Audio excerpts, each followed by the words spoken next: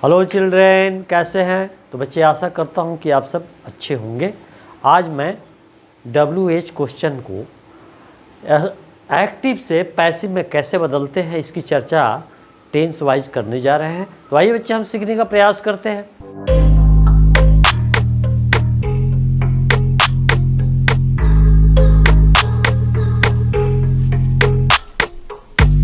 तो आइए बच्चे, हम WH क्वेश्चन को हम एक्टिव से पैसिव में कैसे बदलते हैं। इससे पहले थोड़ी सी जानकारी ले लीजिए कि हम अभी तक असर्टिव सेंटेंस में एक्टिव से पैसिव सीखे थे और फिर क्वेश्चन में यस नो क्वेश्चन को एक्टिव से पैसिव में सीखे थे। अब WH क्वेश्चन को एक्टिव से पैसिव में सीखेंगे। आप जान लीजिए बच्चे कि यस नो क्वेश्चन वह क्वेश्चन है जिसका आंसर सिर्फ यस और नो में दिया जाता है, लेकिन WH क्वेश्चन वह क्वेश्चन है जिसका आंसर एक शब्द अथवा एक सेंटेंस में दिया जाता है।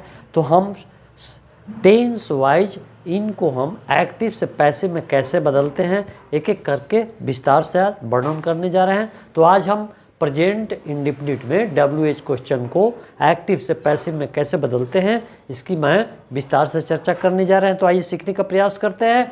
देखिए बच्चे, यहाँ WH क्वेश्चन में कुछ भी हो सकता है। जो वो क्वेश्चन वर्ड WH यानी what, where, when, who, how इत्यादि से शुरू होते हैं, इसका फर्स्ट लेटर जो है WH होता है। और ऐसे क्वेश्चन का जवाब एक वर्ड अथवा एक सेंटेंस में दिया जाता है। जैसे कि उदाहरण में मैं पूछता हूँ कि आप पूछा जाए आपसे कि डू यू ईट मैंगो, तो आप क्या जवाब देंगे? आप जवाब यही देंगे कि हाँ, यस और नो। लेकिन मैं पूछूं कि व्हाट डू यू ईट, आप क्या खाते हैं, तो आप इसका जवाब यस और नो में नहीं दे सकते। आप एक सेंटेंस है या एक शब्द में बोल सकते हैं कि मैं आम खाता हूँ। तो इस प्रकार से आज हम WH क्वेश्चन को एक्टिव से पैसिव में कैसे बदलते हैं वो टेंस वाइज हम एक एक करके बताने जा रहे हैं। तो आइए देखते हैं। प्रेजेंट इंडेफिनिट में एक्टिव फॉर्म में WH क्वेश्चन का ये रूप होता है। वेयर WH डू, डज अवश्य होगा। एक्सिलरी वर्ब से WH के बाद एक्सिलरी वर्ब देना होगा, फिर सब्जेक्ट और वर्ब का असली रूप देना होगा, ठीक है।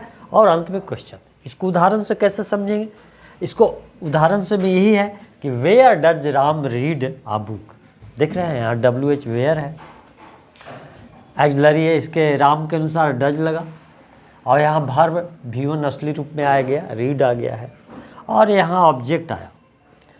अब WH एक्टिव से पैसिव में कैसे बदलते हैं? तो देखिए इसका फॉर्मेट यही है। WH तो जस के तस रहेगा और ई आवश्यकता अनुसार जैसा सब्जेक्ट रहेगा उसके अनुसार से ई जैम आर और सब्जेक्ट जैसा रहेगा और वर्ब का तीसरा रूप रहेगा। ये पैसिव का पहचान है। और उसके बाद जो सब्जेक्ट था एक्टिव में वो पैसिव में बाई का एजेंट बन जाता है। तो ये तो फॉर्मेट हो गया। अब उदाहरण लेकर के हम समझाने का प्रयास करते हैं। देखिए, where does Ram read a book, Ram कहाँ किताब पढ़ता है, तो ये तो एक्टिव फॉर्म में है। अब इसमें देख लीजिए, पहचानने का प्रयास। यहाँ सब्जेक्ट है, ऑब्जेक्ट कौन है? बुक है। ये कौन टेंस का है? तो प्रेजेंट इंडेफिनिट का है। अब इसको ये एक्टिव फॉर्म में है, पैसिव में हम बदल लेंगे। तो कैसे करेंगे? वेयर जस के तस रहेगा। अब उसके अनुसार से आप जानते हैं कि पैसिव में प्रेजेंट इंडेफिनिट में इजेम आर का प्रयोग होता है। इसके बाद वर्ब का तीसरा रूप दिया जाता है। या शॉर्टी सेंटेंस में भी चर्चा हमने किया था और WH question yes no question में भी किया था। तो उसके अनुसार से देखिए, यहाँ जो पहले बुक एक्टिव फॉर्म में ऑब्जेक्ट था, यहाँ सब्जेक्ट बन गया और उसके अनुसार से ईज का प्रयोग किया गया। और वर्ब का तीसरा रूप रीड, रेड, रेड, यानी स्पेलिंग सेम रहेगा, उच्चारण में परिवर्तन आएगा। और बाय राम जो एक्टिव में सब्जेक्ट था, पैसिव में ऑब्जेक्ट बन गया बाय का। अब इस प्रकार से where is a book read by Ram. Now here next example क्या है, इसको सोचने की ज़रूरत है. When do you play cricket? आप क्रिकेट कब खेलते हैं? ये एक्टिव फॉर्म में है. ये WH वर्ड से स्टार्ट है, प्रेजेंट इंडेफिनिट में है. क्यों कि डू डज लगा रहे, और वर्ब असली रूप में है.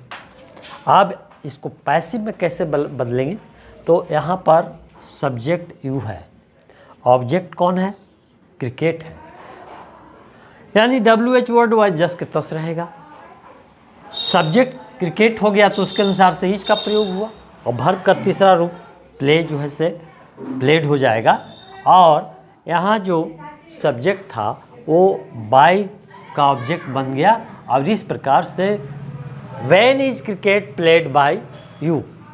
इस तरह से बच्चे आप कई उदाहरण लेकर के आप WH एक्टिव को पैसिव में बदल सकते हैं. अगर कोई किसी तरह का दिक्कत है तो अवश्य पूछने का प्रयास करें. धन्यवाद चिल्ड्रेन.